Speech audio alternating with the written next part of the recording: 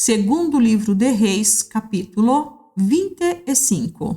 Assim, em 15 de janeiro, durante o 9º ano do reinado de Zedequias, Nabucodonosor, rei da Babilônia, e todo o seu exército cercaram Jerusalém e construíram rampas de ataque contra os muros.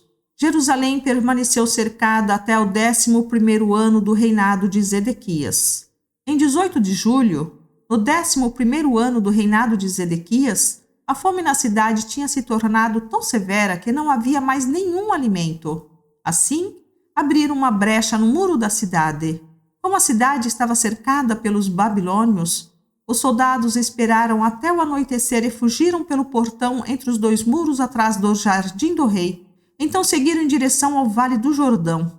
Contudo, o exército babilônio perseguiu o rei e o alcançou nas planícies de Jericó, pois todos os seus soldados o haviam abandonado e se dispersado. Capturaram Zedequias e o levaram ao rei da Babilônia, em Ribla, onde ele recebeu sua sentença. Mataram seus filhos diante dele, depois lhe arrancaram os olhos, o prenderam com correntes de bronze e o levaram para a Babilônia. Em 14 de agosto daquele ano, o 19º do reinado de Nabucodonosor, Nebuzaradã, capitão da guarda e oficial do rei da Babilônia, chegou a Jerusalém. Queimou o templo do Senhor, o palácio real e todas as casas de Jerusalém. Pôs fogo em todos os edifícios importantes da cidade. Depois, supervisionou o exército babilônio na demolição de todos os muros de Jerusalém. Em seguida, Nebuzaradã, capitão da guarda, deportou o povo que havia ficado na cidade, os desertores que se entregaram ao rei da Babilônia e o restante da população. Permitiu, no entanto, que alguns dos mais pobres ficassem para cuidar das videiras e dos campos. Os babilônios despedaçaram as colunas de bronze na frente do templo do Senhor, as bases móveis de bronze e o grande tanque de bronze chamado Mar, e levaram todo o bronze para a Babilônia. Também levaram os baldes para cinzas, as pás, os cortadores de pavios, as colheres e todos os outros utensílios de bronze usados para o serviço no templo. O capitão da guarda levou ainda os incensários e as bacias e todos os outros utensílios de ouro puro ou prata. Era impossível calcular o peso do bronze das 2 colunas do mar e das bases móveis para levar água. Esses objetos tinham sido feitos para o templo do Senhor nos dias de Salomão.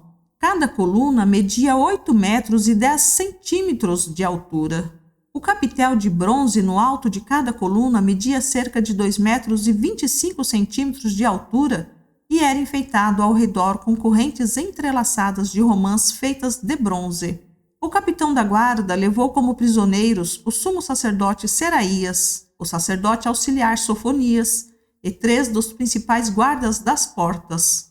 Dentre o povo que ainda estava escondido na cidade, levou um oficial responsável pelo exército de Judá, 5 dos conselheiros pessoais do rei, o secretário do comandante do exército, que era encarregado do alistamento de soldados, e outros 60 homens do povo.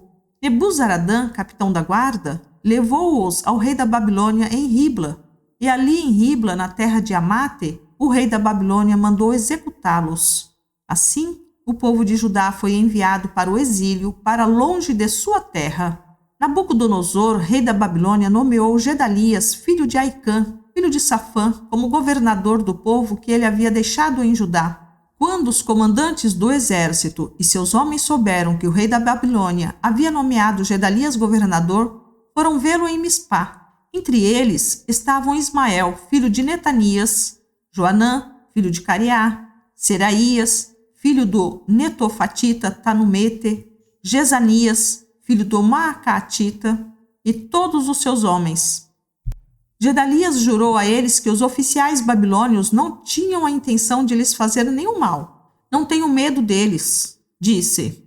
Vivam na terra e sirvam ao rei da Babilônia e tudo lhes irá bem. Mas, no 7º mês deste mesmo ano, Ismael, filho de Netanias, filho de Elisama, que era da família real, foi com 10 homens a Mispá e matou Gedalias. Também matou todos os judeus e babilônios que estavam com ele em Mispá.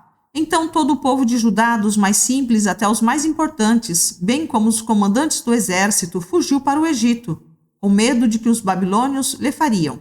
No 37º ano do exílio de Joaquim, rei de Judá, Evil-Merodach começou a reinar na Babilônia. Foi bondoso com Joaquim e o libertou da prisão em 2 de abril daquele ano. Falou com ele gentilmente e o colocou num lugar mais elevado que o de outros reis exilados na Babilônia. Providenciou roupas novas para Joaquim no lugar das roupas de prisioneiro e permitiu que ele comesse na presença do rei enquanto vivesse. Assim o rei lhe deu uma provisão diária de alimento pelo resto de sua vida.